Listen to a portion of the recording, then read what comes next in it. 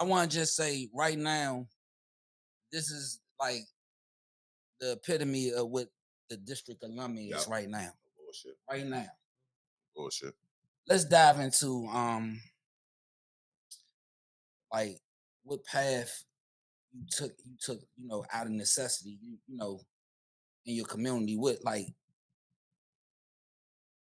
made you just, what I'm saying, go harder the way you did, bro? Yeah, I appreciate that question, man. I mean, it wasn't linear. Like when I was 20, uh, my grandmother pressed me to get, it was a friend of our family, who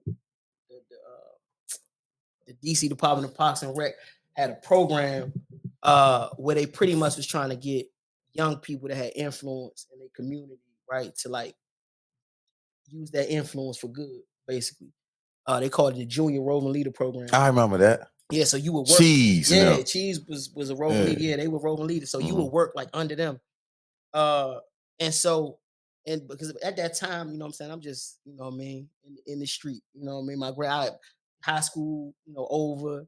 Um, and I'm just, around my way every day. And grandma they already see what's happening, you know. And so she was like, just try it out. Da, da, da, da. So I was like, for her, I was like, all right, cool. So shout out to Fat Rob too.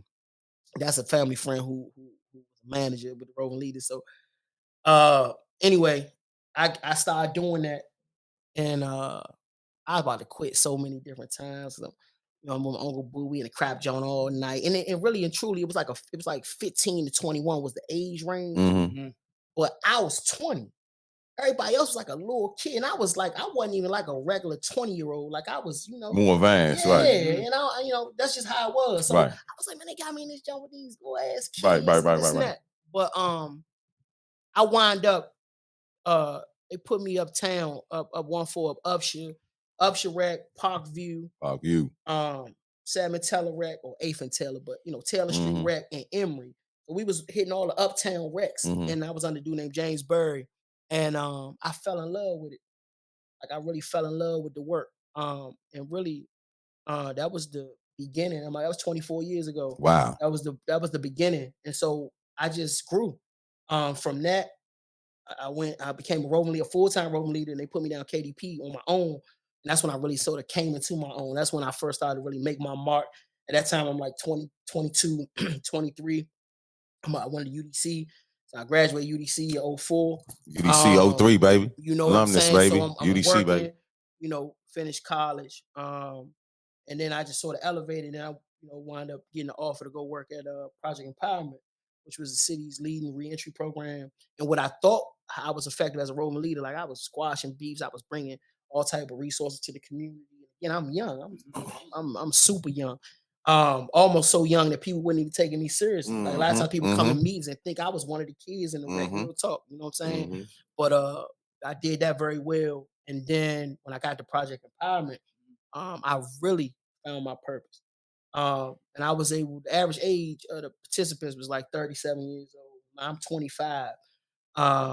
So break down Project Empowerment, like Yeah, for a little bit, so see what that Project is. Yeah. Empowerment is So people a know. city program that's aimed at helping men and women, DC residents that are back then at least, formerly incarcerated and really very recently released. Yeah. And getting them back into the workforce via subsidized or transitional employment.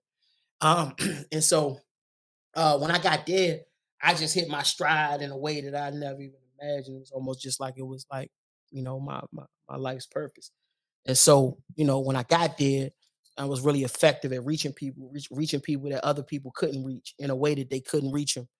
And Found public speaking as your calling. well, nah. At that point, I'm not really a public speaker yet.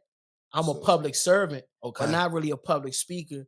And I think from an oratory standpoint, my style, if you will, it's just always been uh shit coming from the heart more so than me being a great orator. You know what I'm saying? Yeah. It just was real. It was so genuine that you feel it. Yeah. And I never really, came into the and I feel like I always fashion myself more as a teacher than a speaker, right? So at Project Empowerment, I initially started out as like a job coach, but then I would become what they call a facilitator, which is the person that teaches the classes, getting people ready for the workforce. But at that same time, BET had a show, a series called American Gangster, Mhm. and in '07 they did a episode on Rayful Edmond, and the producers had reached out to me and trying to uh, uh, interview my father, which my father was not interested at all. And so I conveyed that, but I never forget calling my father. I mean, not call, talk my father calling me, and I'm talking to him like, "Hey, I'm like Pop, but I got an idea." He was like, I was telling him I thought that it could be beneficial for him if uh if they would be willing to come to Project Empowerment Mhm. and film my class and talk to me about the work that I was doing, and in hopes that that might shine a positive light on him, his situation. Because at this time, this 2007, we trying to Wow. get his freedom back. Redirecting the energy. Yeah, exactly. So he was like, "Fuck no, I don't want to be associated with it in no kind of way." So I was like, "All right, cool." And especially at that time, I was very like, "All right," he say something, I'm like, "All right, cool." But then he called back, probably like a day or two later. I was like, "Nah, I really think we should ask this, right?" Mhm. So he was like, "All right, son, if that's what you want, just see what they say. But don't let if they do it, you got to make sure they don't do no, something that make you talk about something you don't want to talk about, blah blah blah." So when I pitched this to them, they loved it, and so and the people at DOS, shout out Charles Jones, they allowed me to do it, right?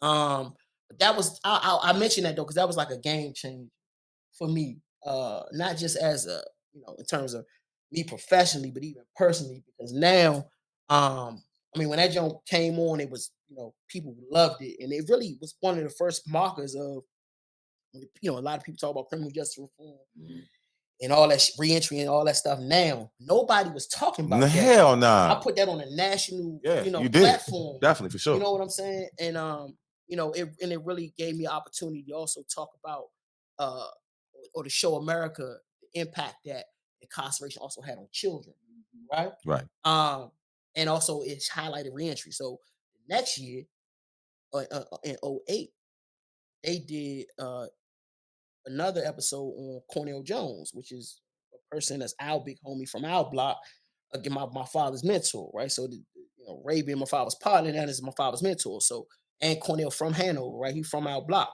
Mhm. So I Shout out was, to Cornell, yeah, man. no question. Yeah. Shout out to Cornell Jones, Yeah. man, the GOAT. Um, but so now my role in that episode is like 2.1. It was the first time publicly on that episode, I wore a Free Tony Lewis T-shirt. So it's the Mhm. first time. That's 2008, where nationally, people got a glimpse at Free Tony Lewis. Right. Right. So, but also, and with Corn talking about, back in the day, we walking around the way. Um, but then also, I got a chance to my commentary on that episode is not personal now. It's me talking about things like gentrification, me talking about reentry. So, but I'm almost from a standpoint of like that now. I'm an expert on it, so it's not even like a personal thing. I'm making more high level commentary. Right. But those two things put me in a different light. And you can think simultaneously, bro. Like, I'm still trying to navigate who I am, where I'm from, Mhm. who the people are around me. In my story, a lot of times it's like, I've been around so many sort of like iconic street figures, right? Mm-hmm. My father, Corn, my Uncle Boo, my Uncle Gregory, all of their friends, whoever you name, and sort of the DC hierarchy. I know these people, right? Right. Mhm. Um, but at the same time, I grew up in the most deadliest era in this city and Sheesh. one of the most, challenging neighborhoods in this city. All my friends went to prison and died early. You know what I'm saying? Like, Right. and so I had to navigate. I'm a product of that. And so what being on those shows did, and anybody who was out in the Rebels the Go-Go in the club in those early 2000s, they didn't necessarily see me as no activist or no roving leader or none of that. You know what I mean? When I got on those platforms, I had to represent that everywhere. Mhm. And so that a lot of that really helped, man, save me in a way because I started to make better decisions because of that, right?